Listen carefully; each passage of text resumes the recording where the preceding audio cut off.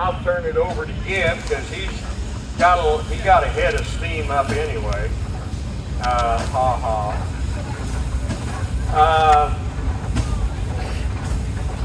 This is one that was out back, and they've restored and brought it back to life and breathed a breath of air into it here at the showgrounds. Gibb? Yeah. You keep making jokes, so I had to get a microphone myself. So our first one of our steam, this is a 1920 28-horse Minneapolis, built in Hopkins, Minnesota. To our knowledge, this engine was sold new to Reno County, in Reno County, Kansas.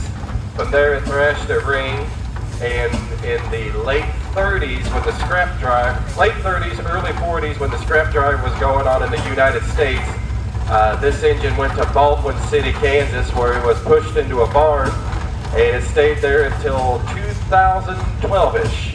And it went to the Heat family in Illinois, and then back here, so close to home.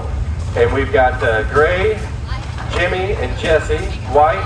They own this engine. They also belong to the Republic, now Halltown show, and so we're glad to have them up here on our staff.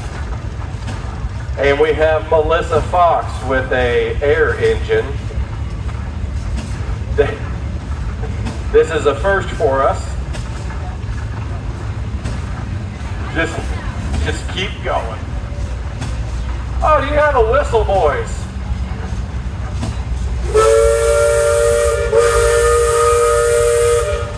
Yeah, that's a 5-chime Crosby. That actually came off of the Hershey Chocolate Factory in Hershey, Pennsylvania.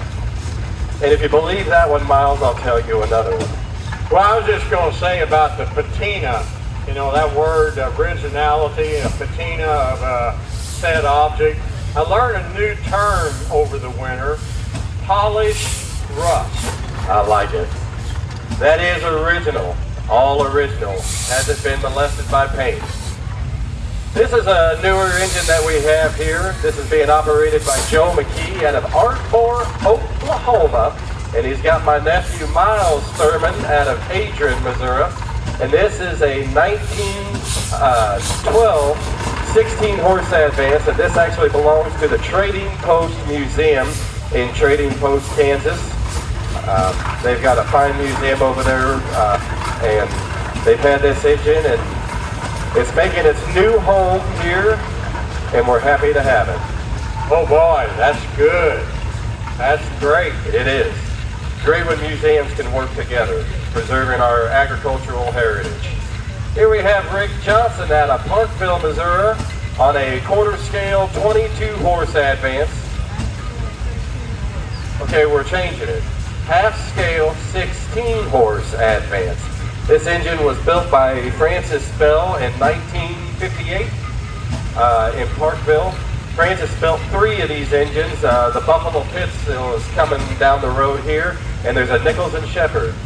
Rick and his brother Shane have been coming down here for many years, helping us along with our steam and keeping that preserved. And I know he's getting ready to blow that ear-screeching whistle. That'll make the dogs go wild. And here we have Girl on said tractor. This is Danielle, and she's on her International Cub Lobo that's been specially painted just for her. And I can't wait to take that thing for a spin here, lady. Right into the ditch. Hey, ladies, give her a big hand here. Yes. Isn't that nice? And Ellie Strain on the back. I couldn't remember what your name was. I didn't want to just call you Girl either. But it's great to see women getting involved in the hobby.